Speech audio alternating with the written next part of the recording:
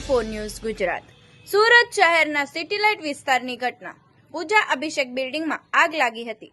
ત્રીજા માળે ભીષણ આગ લાગવાથી ફ્લેટમાં લોકો ફસાયા। ભીષણ આગ લાગવાથી 10 ફાયર બ્રિગેડની ટીમ ઘટના સ્થળે પહોંચી હતી, સાથે મોટર બ્રાઉઝરની મદદ લેવામાં આવી હતી। શોર્ટ સર્કિટના કારણે આગ લાગી હોવાનું અનુમાન છે।